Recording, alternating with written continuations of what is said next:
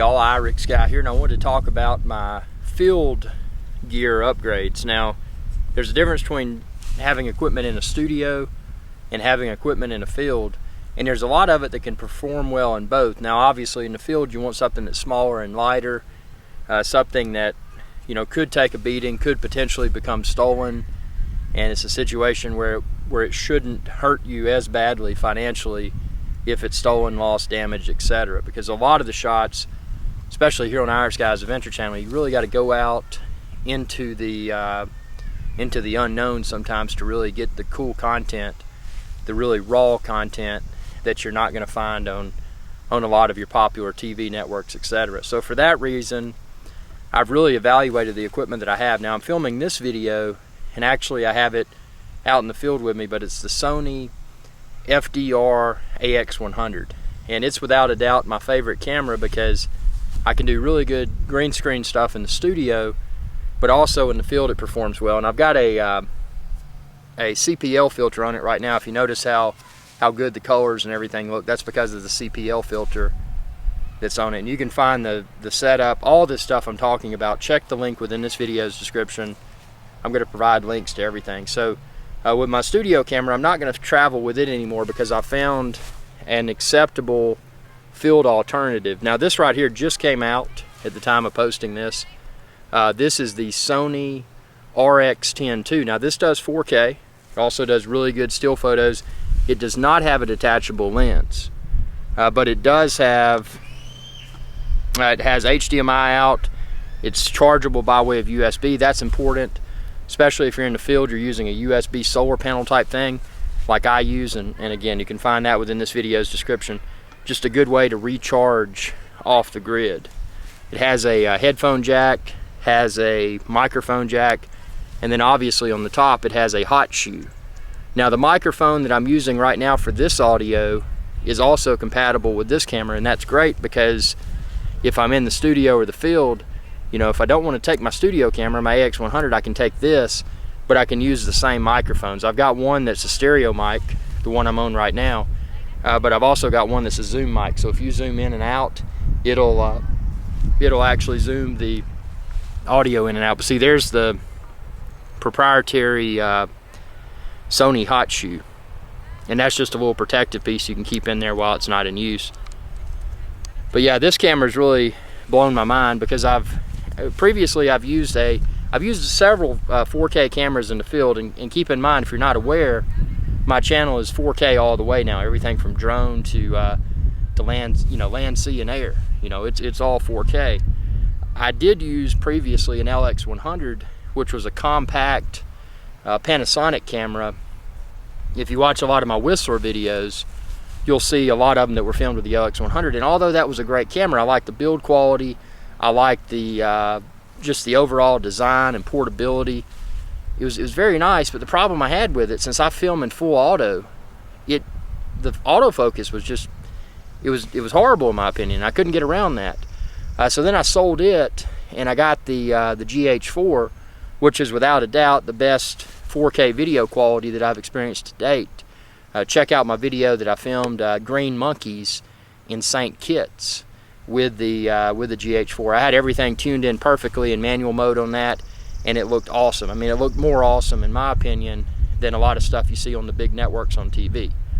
But with that said, with the few good clips that I got with it, where I had everything dialed in perfectly. Now keep in mind, I don't consider myself to be an expert photographer or videographer. You know, I go to these places, but I'm more the type person that would go out and be in that place and find the stuff to shoot and not have to worry about all the tech surrounding it.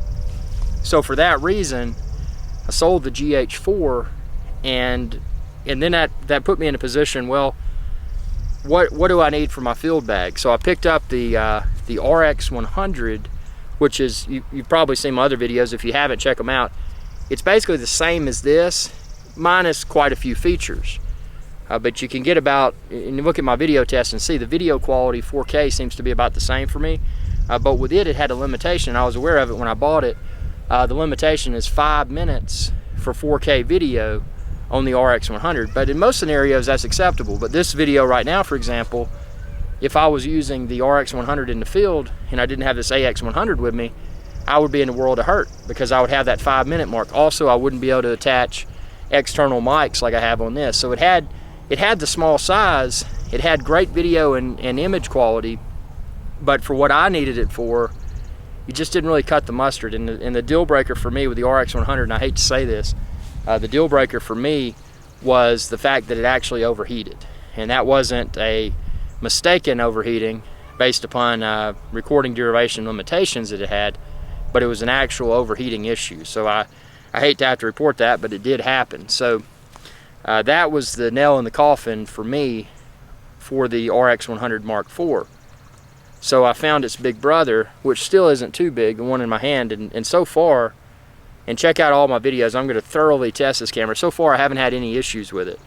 And this camera will record 4K video up to 29 minutes in duration. So from a video perspective in the field to a still photo perspective in the field, just to something that's just easy to hold one-handed, it's very ergonomic.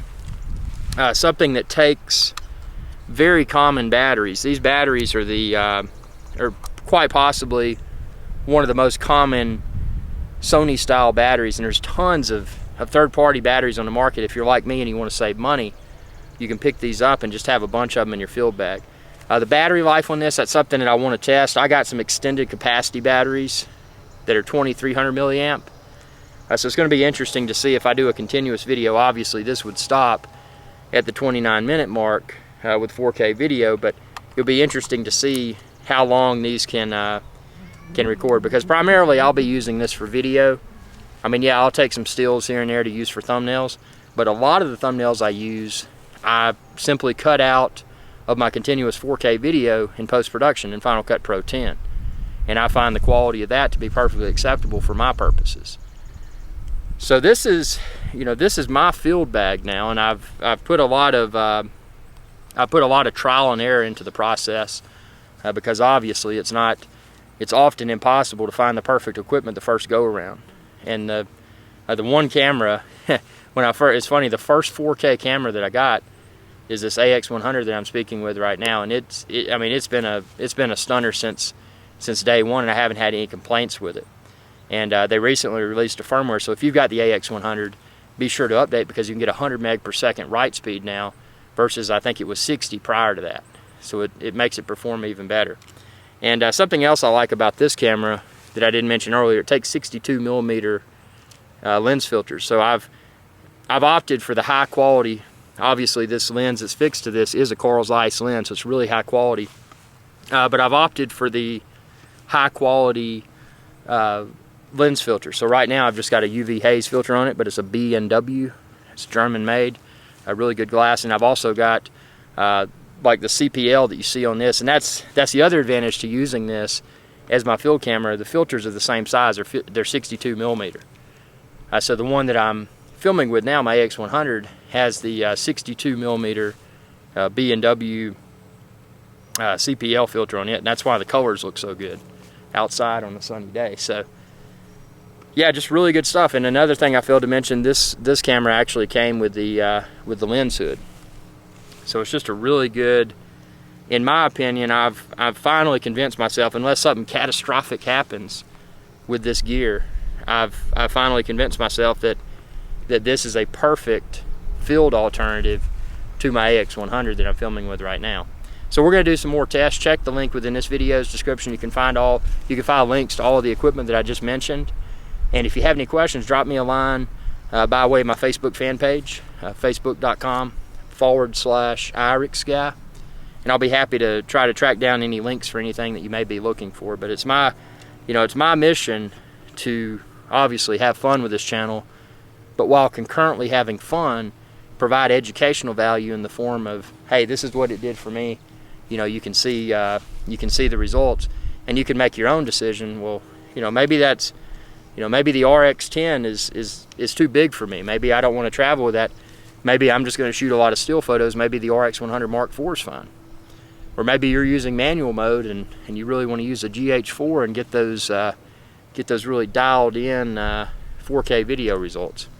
But yeah, Sony's won me over from the from the camcorder and camera perspective for my skill set, being someone that uses auto mode. And I'm not ashamed to admit that, because I use auto mode. Sure, I don't get as good a results as someone that's proficient with manual, but I consistently get really good results.